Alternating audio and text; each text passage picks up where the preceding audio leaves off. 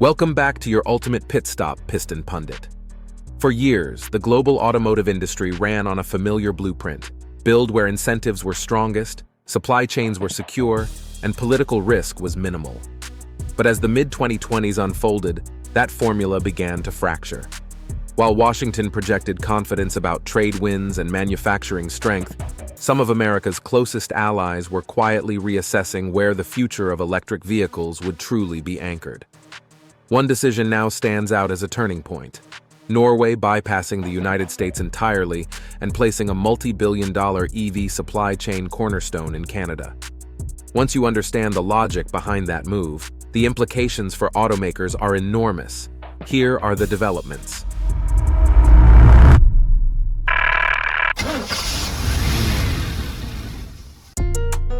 The silent industrial shift.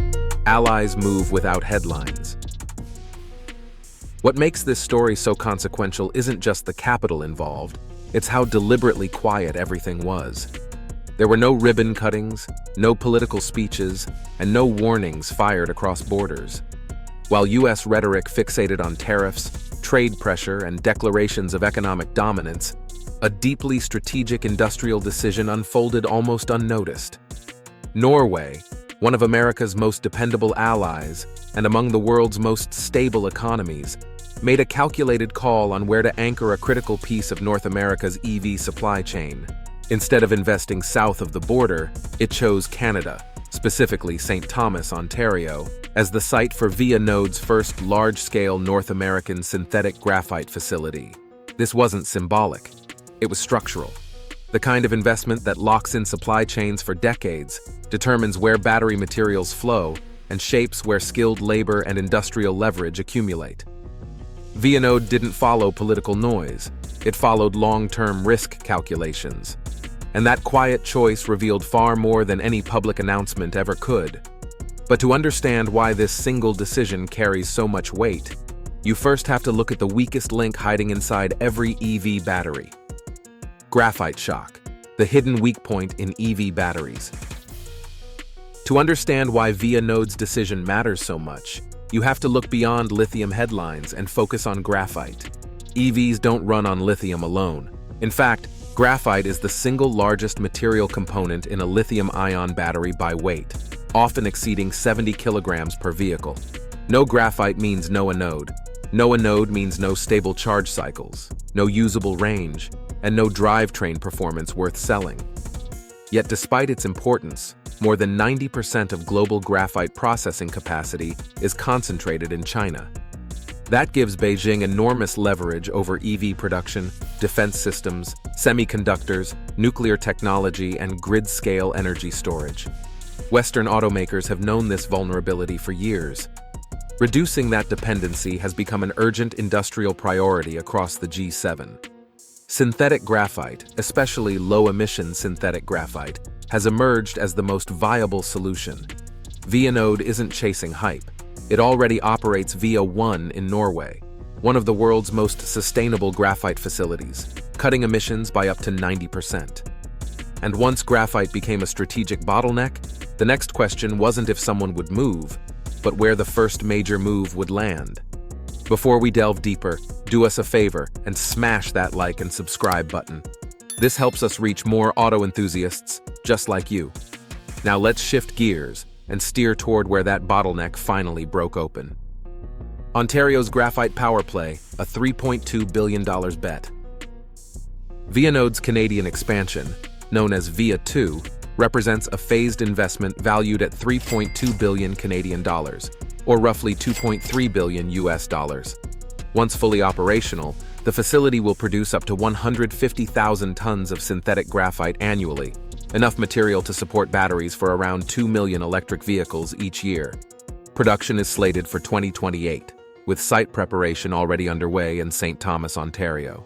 Initial operations will create about 300 highly skilled jobs, scaling to roughly 1,000 at full capacity, effectively anchoring a new battery materials expertise cluster in southwestern Ontario.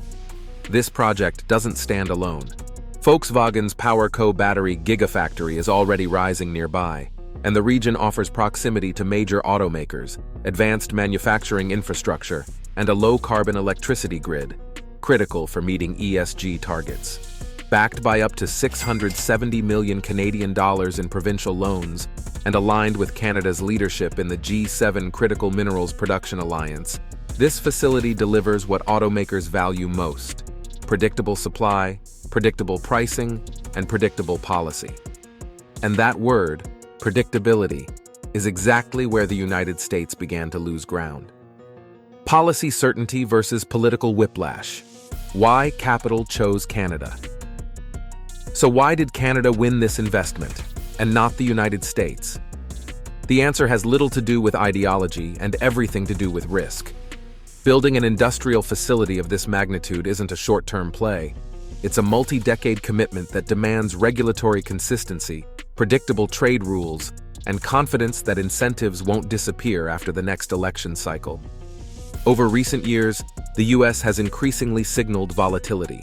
Sudden tariff threats, policy reversals, and escalating trade disputes have injected uncertainty into long-term planning, something battery material producers simply can't afford.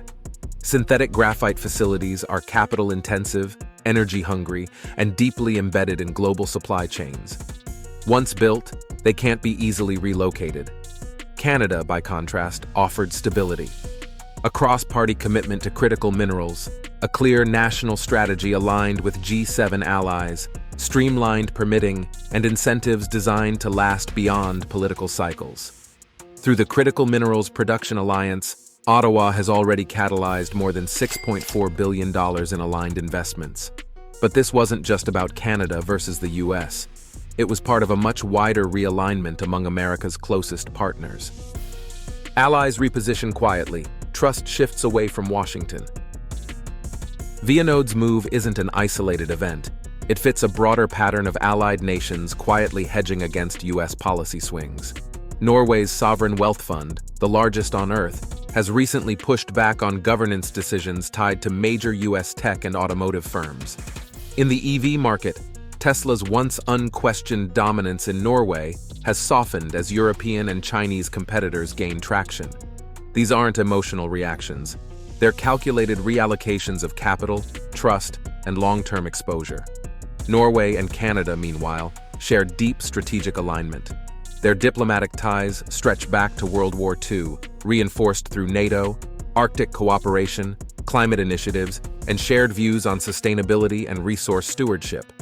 Trade between the two countries already exceeds $3 billion annually, with growing collaboration in clean energy, advanced manufacturing, and battery materials. Vianode didn't create this relationship, it leveraged it. When Norway needed a partner capable of delivering consistency for a facility touching EVs, defense systems, semiconductors, and grid storage, Canada emerged as the safest bet. And when capital starts choosing stability over slogans, the consequences ripple far beyond a single factory. Verdict: when capital speaks louder than politics. This story isn't just about graphite or a single plant in Ontario. It's a signal flare for the entire automotive industry. While political leaders debate economic dominance, global capital is quietly placing bets that matter far more. Vianode's multi-billion-dollar commitment to Canada shows that stability, coordination, and long-term vision now outweigh slogans and short-term political wins. For automakers, this reshapes where battery supply chains take root, where powertrain innovation clusters form, and where future EV platforms will source their most critical materials.